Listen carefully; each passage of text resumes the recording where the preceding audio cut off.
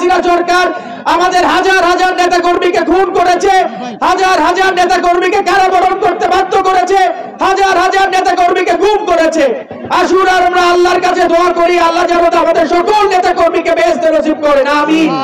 সেই সাথে আমাদের বাংলাদেশের তিনবার প্রধানমন্ত্রী বেগম খালেদা জিয়াকে অমানসিক অত্যাচার করা হয়েছে, আল্লাহ যেন ওনাকে সুস্বাস্থ্য দান করেন, আল্লাহ যেন ওনাকে আবার বাংলাদেশের বুকে ফেরত আনেন এবং আল্লাহ যেন ওনাকে সুস্বাস্থ্য দান করেন।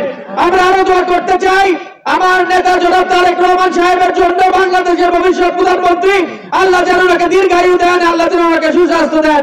আমরা আরো দোয়া করতে চাই এই আন্দোলনে যত শহীদ হয়েছে আল্লাহ যেন সকল শহীদকে বেহেশত নসিব করেন। বিএনপি, ছাত্রদল, যুবদল, স্বেচ্ছাসেবক দলের যত কর্মী নিহত হয়েছেন আল্লাহ যেন আমাদের সকলকে রক্ষা করেন। আমরা আল্লাহর কাছে দোয়া করি কাশিমপুরের সকল জনগণ কাছে, সকল জনগণকে যেন হায়াত দারাজ করেন, গাজীপুর একের সকল জনগণকে তিনি হায়াত দারাজ করেন এবং আপনাদের সকলের কাছে আমি বেগম খালেদা জিয়ার জন্য দোয়া চেয়ে, তারেক রহমান সাহেবের জন্য দোয়া চেয়ে, আমার পিতা শহীদ আমির আহমেদ সিদ্দিকী সাহেবের জন্য দোয়া চেয়ে আমার বক্তব্য শেষ করছি। সবাই ভালো থাকেন, সুস্থ থাকেন। খোদা হাফেজ। বাংলাদেশ জিন্দাবাদ। শহীদ জিয়া অমর হোক, খালেদা জিয়া জিন্দাবাদ, তারেক রহমান জিন্দাবাদ। আসসালামু আলাইকুম।